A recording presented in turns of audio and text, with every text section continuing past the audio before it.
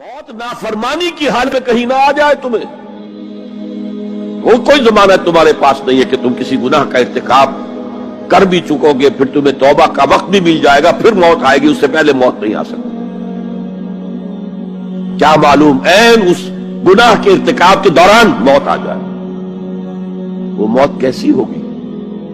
شاید آپ کے علم میں ہو, لکھنؤ کے ایک بہت بڑے شاعر تھے اور ان کی موت بہت ہی مکروہ حالات میں واقع. رات کو 2-3 بجے, جس کو آپ انگریزی میں کہتے ہیں in the small hours of the morning, شراب خانے سے نکلے, نشے میں دھت, چکر آیا, گرے, اور ساتھ ہی بدرو جا رہی تھی گندی نالی, اس میں گر گئے, وہاں سے لاش برآمد. کیسی موت ہے یہ؟ نافرمانی کی حالت میں موت آئی ہے, شراب کے نشے کی حالت میں موت آئی ہے.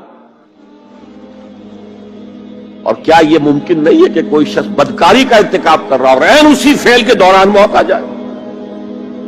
اچھا, اب اگر آپ نے طے کر دیا نہیں مروں گا مگر حالت فرما برداری میں, اس کی ایک ہی شکل ہے, کوئی لمحہ بھی نافرمانی میں بسر نہ ہو, مبادا اسی لمحے موت آ جائے. ہر لمحے کا پہرا دیجئے, ہر ساتھ کی پوری حفاظت کیجئے, کہیں نافرمانی کا کوئی ارتکاب نہ ہو اور عین اس حالت میں کہیں موت نہ آ جائے. میں وہ حدیث آپ کو سنا چکا ہوں, لا یزنی الزانی حین یزنی وہو مومن. کوئی زانی حالت ایمان میں زنا نہیں کرتا, جب وہ زنا کر رہا ہوتا ایمان اس کے دل سے نکل کر اوپر سر پر منڈلاتا رہتا. کوئی چور حالت ایمان میں چوری نہیں کرتا, ولا یسرق السارق حین یسرق وہو مومن. کوئی شرابی حالت ایمان میں شراب نہیں پی سکتا, ولا یشرب الخمر حین یشرب وہو مومن. اگر ایمان بھی ہو دل میں اور یہ حرکات بھی ہو رہی ہو تو وہ ایمان 2 پیسے کا نہیں, 2 ٹکے کا نہیں. کیا اس ایمان کی قیمت ہے؟ کیا قدر و قیمت ہے اس کی؟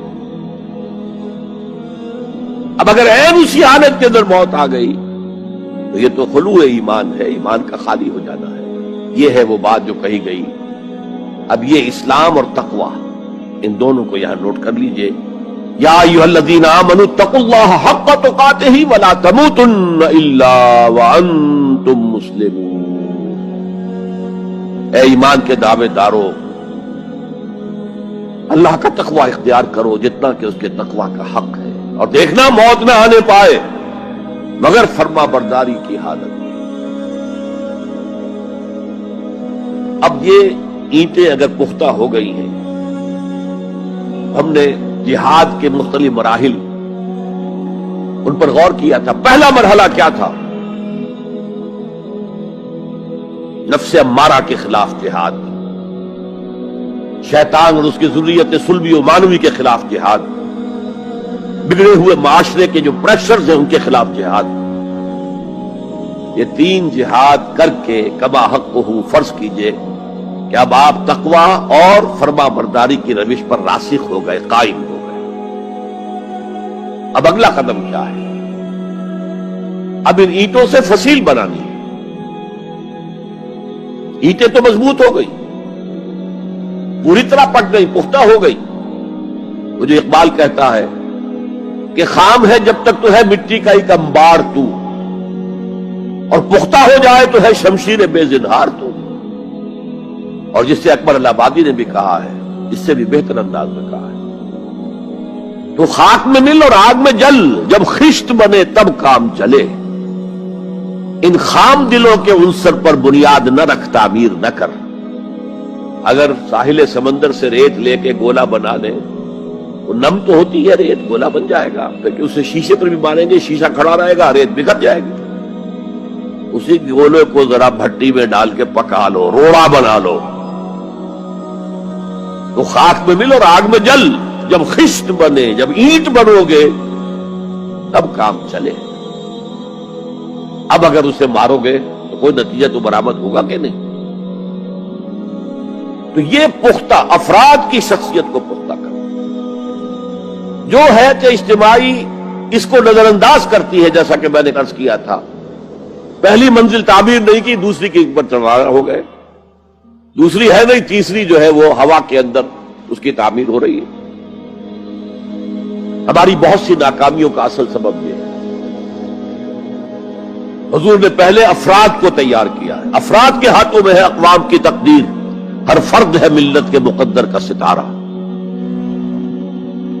اور ہر حیات اجتماعی یا کوئی تنظیم ہو، کوئی جماعت ہو جو اسلام کی سربلندی کے لیے کام کرنا چاہیے، اسے سب سے پہلے پختہ کردار والے افراد تیار کرنے ہوں گے۔ یا ایھا الذین آمنوا اتقوا اللہ حق تقاتہ ولا تموتن الا وانتم مسلمون۔ اب دوسرا نقطہ کیا ہے؟ ان کو جوڑنا ہے، اب اینٹوں کو جوڑنا ہے۔ And for that you need a cement substance۔ پچھلے زمانے میں چونا وغیرہ ہوتا تھا، چونے سے جوڑا جاتا تھا، آج کل سیمنٹ ہے۔ اگر یہ سیمنٹ سبسٹنس مضبوط ہے تو یہ فصیل اور دیوار مضبوط ہے، اگر یہ نہیں ہے تو چاہے اینٹیں پختہ ہو تب بھی سیلاب کا ریلا آئے گا، بہا کے لے جائے گا۔ اینٹوں کی پختگی کے ساتھ ساتھ ان کو جوڑنے والا مورٹر جو ہے اس کو بھی مضبوط ہونا چاہیے۔ اس لیے دوسرا نقطہ، یہ سہ نکاتی لائحہ عمل، 3 نکاتی لائحہ عمل۔ پہلا تقوی اختیار کرو اور اللہ تعالیٰ کی پوری فرما برداری اختیار کرو، کوئی لمحہ تمہارا نافرمانی میں نہ گزرے۔ اب واعتصموا بحبل اللہ جمیعا ولا تفرقوا، چمٹ جاؤ اللہ کی رسی کے ساتھ مل جل کر اور تفرقے میں نہ پڑو۔ اعتصام عصمت سے بنا، عصمت حفاظت کو کہتے ہیں۔ اعتصام حفاظت حاصل کرنا۔ جیسے آپ دیکھتے ہیں کہ کسی بچے کو اگر کوئی خوف لاحق ہو جائے، کوئی ڈرائے، وہ آئے گا، دوڑے گا ماں کی گود میں آ کر ماں سے چمٹ جائے گا۔ وہ یہ سمجھتا ہے اپنے چھوٹے سے ذہن کے مطابق میں قلعے میں آ گیا ہوں۔ یہ دوسری بات ہے کہ کوئی شفاق انسان، جیسے فسادات ہوتے ہیں یا جیسا کچھ سن 47 میں ہوا تھا، کوئی شفاق بھیڑیا صفت انسان آئے، بچے کو کھینچے ماں کی گود سے، اچھالے اور کسی نیزے میں پرو لے۔ لیکن بچہ یہ سمجھتا ہے کہ میں آ گیا ہوں، پناہ میں آ گیا ہوں، قلعے میں آ گیا ہوں۔ تو یہ ہے اعتصام۔ اور عجیب بات یہ ہے کہ جو اس سورہ مبارکہ کی جو ہم نے شروع کی ہے آیات، وہاں سے ایک آیت پہلے جو ہے 10ویں رکوع کی آخری آیت، وَمَن يَعْتَصِم بِاللَّهِ فَقَدْ هُدِيَ إِلَىٰ صِرَاطٍ مُسْتَقِيمٍ۔ یہاں حبل اللہ نہیں ہے، جو اللہ کے ساتھ چمٹ جائے تو اس کی ہدایت تو ہو گئی صراط مستقیم کی طرف، اللہ سے جڑ جاؤ۔ سورہ حج کی آخری آیت کے بھی آخری الفاظ یہی ہیں، وَاعْتَصِمُوا بِاللَّهِ فَأَقِیمُوا الصَّلَاةَ وَآتُوا الزَّکَاةَ وَاعْتَصِمُوا بِاللَّهِ۔ وہ تمہارا پشت پناہ ہے، وہ مولاکم فنعم المولا ونعم النصیر، کیا ہی اچھا ہے وہ مولا، پشت پناہ، مددگار، حمایتی، کیا ہی اچھا ہے وہ مدد کرنے والا۔ تو وہاں پر بھی واعتصموا باللہ، وہی لفظ یہاں آیا، ومن یعتصم باللہ فقد ہدی الی صراط مستقیم۔ اب یہاں سوال پیدا ہوتا ہے وہ حبل اللہ کون سی ہے؟ اب اصول یہ سامنے رکھیے کہ قرآن مجید میں اگر محسوس ہو کہ کسی جگہ پر کوئی ابہام ہے، اجمال ہے، کہیں وضاحت کی ضرورت ہے، تو یہ حق ہی نہیں، فرض ہے محمد الرسول اللہ صلی اللہ علیہ وسلم کا کہ اس کو بیان کریں، واضح کریں، تبیین کریں۔ انزلنا الیک الذکر لتبین للناس ما نزل الیہم۔ اے نبی، ہم نے آپ کی طرف یہ الذکر اس لیے نازل کیا ہے کہ آپ لوگوں کے لیے واضح کریں وہ شے جو ان کے لیے نازل کی گئی، ان کی طرف بھیجی گئی۔ آج ایک عظیم ترین فتنہ ہمارے ہاں جو ہے وہ انکار حدیث کا ہے۔ وہ گویا کہ حضور کو یہ حق ہی دینے کو تیار نہیں۔ کہ قرآن مجید کی آیات کی توضیح کریں، تبیین کریں، جہاں کہیں کوئی سوال پیدا ہو اس کا جواب دیں. لیکن یہ جان لیجئے یہ حضور کا صرف حق نہیں، فرض. مجھے ایک بڑا تلخ تجربہ ہوا تھا لاہور میں 1973 میں، وہ جو عالمی کانفرنس ہوئی تھی لاہور میں، دنیا کے تمام مسلمان ملکوں کے سربراہ وہاں جمع تھے. تو اس زمانے میں اس آیت کا بڑا چرچا تھا، اخبارات میں بھی بڑے بڑے اشتہار شائع ہو رہے لوگوں کی طرف سے، وَاعْتَصِمُوا بِحَبْلِ اللَّهِ جَمِيعًا وَلَا تَفَرَّقُوا. رکشاؤں کے پیچھے بھی بینر لگے ہوئے ہیں، ٹیکسیوں کے پیچھے بینر لگے ہوئے ہیں، وَاعْتَصِمُوا بِحَبْلِ اللَّهِ جَمِيعًا، بینر آویزاں ہیں سڑکوں پر جا بجا. لیکن میں ایک پریس میں گیا کہ جہاں میری ایک کتاب چھپ رہی تھی اور تاخیر ہو رہی تھی، تو میں ذرا ان سے کہنے گیا جلدی کرو. وہاں ایک صاحب آئے ہوئے تھے اور بدقسمتی سے آزاد کشمیر، جو ہمارے ہاں آزاد کشمیر کہلاتا ہے، آپ کے ہاں وہ مقبوضہ کشمیر کہلائے گا، اس کے وہ محکمہ جو انفارمیشن ڈپارٹمنٹ کے سیکرٹری تھے، اہم تھے. ان کا یہ کیا رہا؟ یہ لا یعنی کلام ہے، بے معنی کلام ہے. وَاعْتَصِمُوا بِحَبْلِ اللَّهِ جَمِيعًا، کہاں ہے وہ رسی؟ کس کو رسی؟ کون سی رسی کو پکڑوں؟ بہت صدمہ ہوا، لیکن کیا کیا جائے؟ اصل میں کمیونسٹ ذہن کے تھے.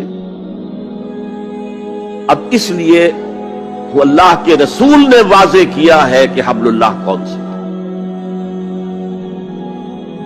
میں وہ حدیث آپ کو سنا چکا ہوں حضرت علی رضی اللہ تعالی عنہ سے جو مروی ہے، نبی اکرم صلی اللہ علیہ وسلم، ترمذی شریف اور دارمی یا بیہقی میں موجود ہے.